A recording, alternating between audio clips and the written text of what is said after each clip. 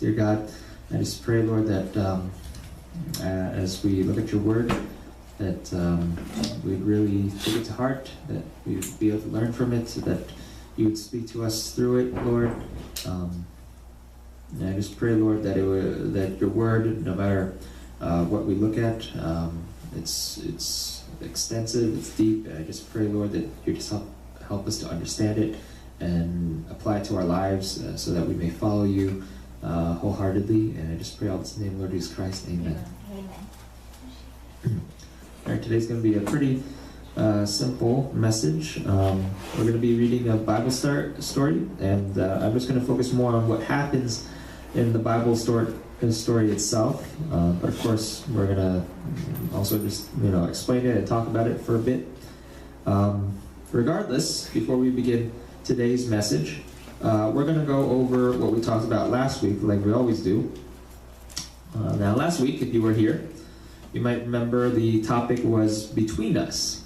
In the past month, we've been following the Israelites as they went to war against Canaan for control of the land. Now, with the major part of the war on Canaan over, activity was starting to wind down, and the Israelites were getting settled. They drew their lines, divided up the land, and then they gave all the tribes of Israel just a portion of that land as their inheritance, the place that they would live in. So most of the tribes, they were settling down on one side of the Jordan River, what we normally call the Promised Land.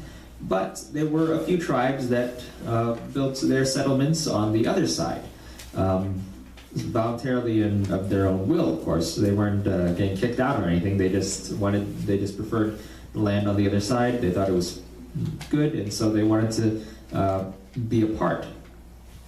But things got a bit scary and dangerous when the Israelites discovered that the other tribes, the three tribes on the other side, they had built an altar at the Jordan River. And they saw the altar, and everyone was panicking and unsure of what it meant, and they were they took up arms, they got their weapons, they wondered if those tribes on the other side were abandoning the law set forth by God, abandoning God in essence. So to abandon God, it meant for them a big deal. It meant disaster for the whole community. So they were prepared to fight for unity, prepared to fight in case they had abandoned the faith. So a civil war was on the verge of happening. But, as we saw from last week, as the two sides, they came together, they talked it out before they started fighting, and they found out that it was all just one big misunderstanding. The altar wasn't for worshiping God or for worshiping any other god. It was just intended as a symbol of their devotion to God. It was just their way of saying that we're connected, that we're also part of the same Israelite community, even though we have this river between us. So nothing bad happened.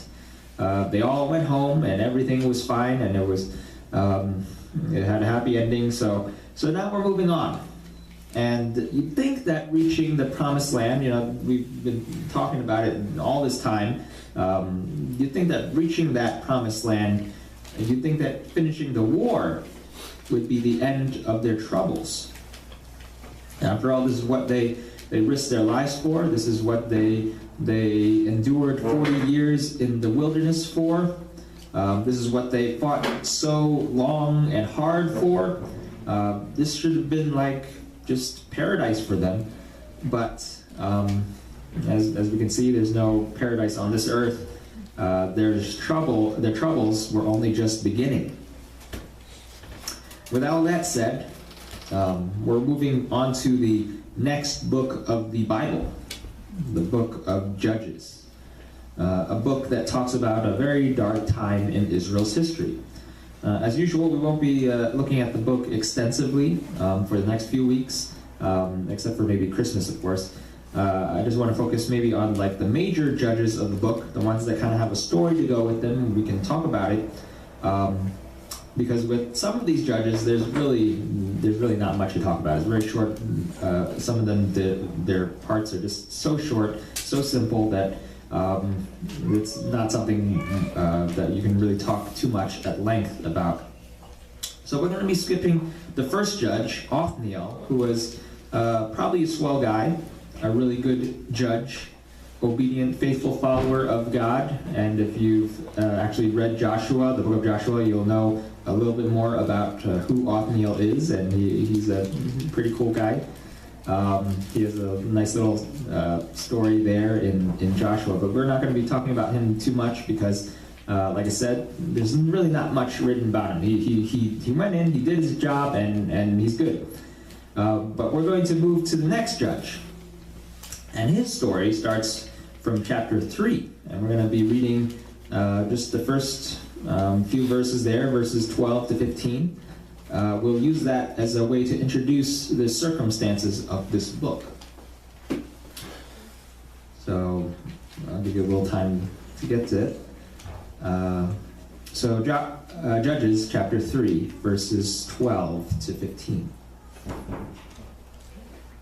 Again, the Israelites did evil in the eyes of the Lord.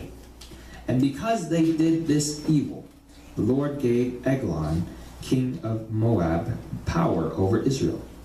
Getting the Ammonites and Amalekites to join them, Eglon came and attacked Israel. And they took possession of the city of palms. The Israelites were subject to Eglon, king of Moab, for 18 years. Again, the Israelites cried out to the Lord, and he gave them a deliverer, Ehud, a left-handed man, the son of Gera, the Benjamite. The Israelites sent him with tribute to Eglon, king of Moab. All right, now, we have gone through the book of Judges before. I'm sure you had a whole Sunday school lesson devoted to it in the past year. I don't think I was there for it, but I'm pretty sure you guys did do that as you've gone through every single book. So you might find all of this somewhat familiar. But in case it slipped your mind, in case you weren't around for that, or perhaps it has just been too long, because it has been quite a while since the Old Testament in our studies. Like I said before, the book of Judges talks about a dark time in Israel, and so it's a very troubling book to read. Beforehand, Joshua led the Israelites through the war. But all things on earth, of course, must come to an end. Now the war was over, and with the end of the war also comes the end of Joshua. You know, Joshua was a great leader, and he lived long enough, or rather God gave him a long enough life for the Israelites to complete most of the conquest. Now I say most because if you do read the book of Judges, you'll find out that the Israelites purposely disobeyed God and didn't destroy all the nations. They didn't drive out all the Canaanites. They drove out most of them, but there were still some areas here and there that they didn't finish. They didn't listen. And so the war was, for the most part, over, but it wasn't really a total success. And so they were far from achieving a perfect peace. And Joshua dies, and the Israelites lost their great leader, and now they're on their own. And what do? Well, as we see here, they begin to do evil in the eyes of the Lord. And as you probably noticed as we were reading it, it said, again, the Israelites did evil. And again, the Israelites cried out to the Lord. And the reason why they say again, it's because this happened before with the first judge, Othniel. So they did evil, they got rescued by Othniel, and this is happening once again. They did evil, and because of their wickedness, God let the Moabites invade and conquer. For 18 years, they were subject to Eglon, the king of Moab. And of course, they were not happy. They were oppressed, they were miserable, and so they cried out to God. They finally turned back to God for help. And God gave them a deliverer, a judge by the name of Ehud. How does Ehud save the Israelites from this oppression? Let's read on. Verse 16. Now Ehud made a double-edged sword, about a cubit long, which is about a foot and a half, which he strapped to his right thigh under his clothing. He presented the tribute to Eglon, king of Moab, who was a very fat man. After Ehud had presented the tribute, he sent on their way those who had carried it. But on reaching the stone images near Gilgal, he himself went back to Eglon and said, "Your Majesty, I have a secret message for you." The king said to his attendants, "Leave us!" And they all left. Ehud then approached him while he was sitting alone in the upper room of his palace and said, "I have a message from God for you." As the king rose from his seat, Ehud reached with his left hand, drew the sword from his right thigh, and plunged it into the king's belly.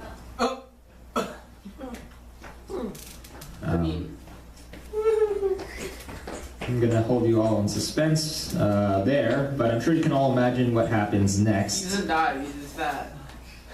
No, he does die. Oh. That does not save you from being thoroughly penetrated by a sword. It doesn't act like a bulletproof vest. Oh, I thought like that like boing and it like pushes him back or something. Not in real life, no. Now this is what you'd expect out of an intense scene.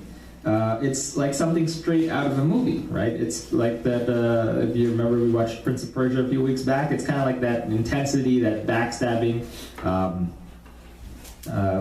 And so, the tribute, he makes himself look all nice and friendly. He does what is asked of him, bringing all the tribute the king wants. He seems like a nice, loyal servant, the type that's ready to lick the king's shoes. He even calls him Your Majesty, right? Then he goes to the king and tells him about a secret message. A secret. Immediately the king is intrigued. What could it be? What can it be that no one else should hear? And so he sends everyone away. That protects them basically, right? And that's where it all goes wrong. Or where it all goes right, depending on your point of view. Right? Ehud lets him know that this is a message from God.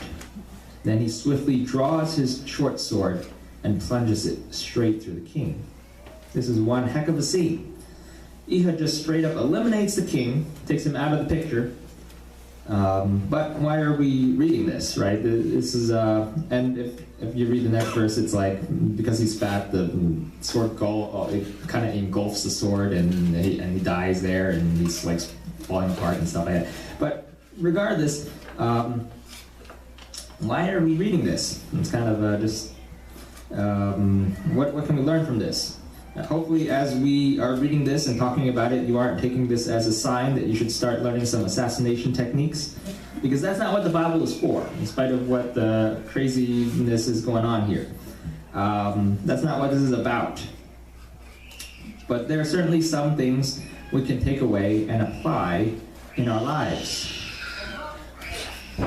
We're only going to be talking about one of those things today, and that comes from the fact that Ehud was a left-handed man. Now, they've mentioned this early on in the story, as soon as he is introduced.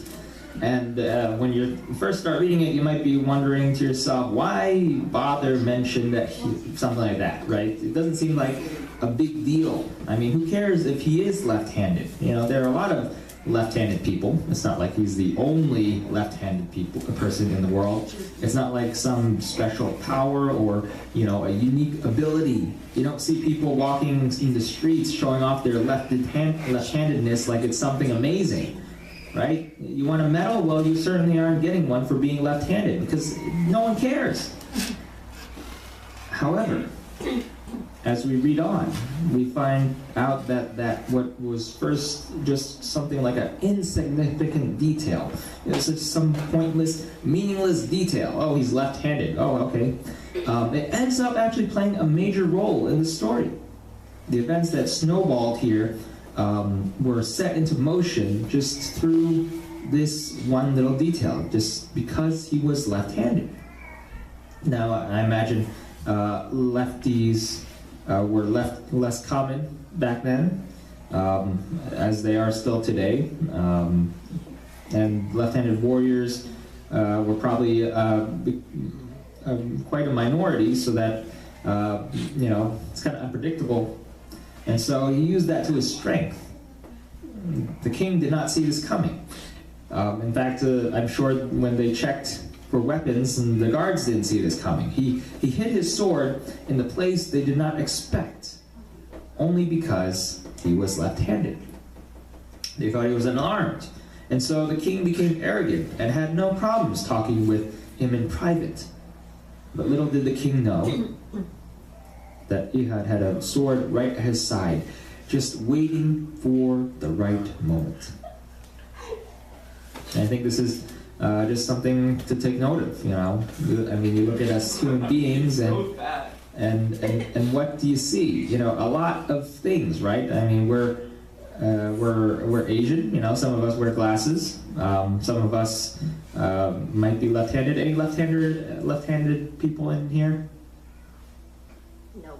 Wow. Okay. See. So if someone came with a sword on your right thigh, I would not be prepared, because I would imagine we're all right-handed people. Technically, you could. I mean, even if it was on his left thigh, I don't think that you would still be prepared. Yeah, I wouldn't be prepared. I am right-handed, but I use my left hand for lots of things also. So I don't know if I'm both-handed now or What do you use to write?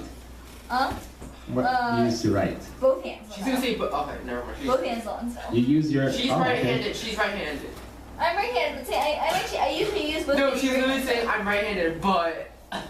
Yeah. she's like admitting that she's right-handed, but clear. How about that? Okay, so. I mean, Just kidding. At least especially in this room, it seems that no one here is left-handed. So that's that'd be quite unique, at least in this room. Some of us are also skilled in a variety of ways. You might be able to do something really amazing, or you might be able to do something that's not exactly amazing, but still uncommon. Regardless, God created us with every little detail. And even those things about you that may seem insignificant, may seem perhaps uninteresting, those things can still play a big part in your life. Because God can do anything, and He can use anything for His will, for His glory, and for your life. So I find that pretty awesome, that God could use something that seems so insignificant to us, something that seems rather commonplace or just not really important, like the detail of which hand we consider dominant, and just use that in an event that really turned everything around for the Israelites. It affected a lot of people, because it was just through this one assassination that the Israelites, they gained the confidence in turning back to God and fighting back against the Moabites. And speaking of which, let's finish reading the story. We're going to continue on from verse 23. Then Ehud went out to the porch. He shut the doors of the upper room behind him and locked them. After he had gone, the servants came and found the doors of the upper room locked. They said, "He must be relieving himself in the inner room of the palace." They waited to the point of embarrassment. But when he did not open the doors of the room, they took a key and unlocked them. There they saw their lord fall into the floor, dead. While they waited, Ehud got away. He passed by the stone images and escaped to Seirah. When he arrived there, he blew a trumpet in the hill country of Ephraim, and the Israelites went down with him from the hills, with him leading them. "Follow me," he ordered, "for the Lord has given Moab, your enemy, into your hands." So they followed him down and took possession of the fords of the Jordan that led to Moab. They allowed no one to cross over. At that time they struck down about 10,000 Moabites, all vigorous and strong. Not one escaped. That day Moab was made subject to Israel, and the land had peace for 80 years. All right, so as we finish up this story, we see here that after he committed the assassination, he snuck out. Now, he could have been caught, but apparently the servants made a grave mistake. In the middle of the assassination, they thought the king was relieving himself, which I assume means that they thought the king was, I don't know, either relaxing or answering the call of nature. I don't know what specifically that means, but I'm sure you got your own idea of what relieving means. And because they waited a while, I mean, they let him take his time relieving himself before checking up on him. The Ehud escaped. He got away safely. He used that opportunity to sneak out and rally the troops to battle. And they broke free from Moab's control. They turned things around and gave them a period of peace for 80 years. Of course, in all this, as usual, we see that it was God who made it all work out. You know, if the king had been smarter, not left himself open to assassination, I assume the idea is probably, he was expecting maybe some sort of important secret or some bribe or something, so he was probably a bit greedy. Wait, was this guy like an important person or something? The king? No, the person that tried to kill him. No. That was like the judge guy. He's the judge. Oh, so he's kind of important, right? He's a judge. He becomes the judge, but he's important by God's choice, but in the eyes of the king, he's probably not very important. He's a servant, basically.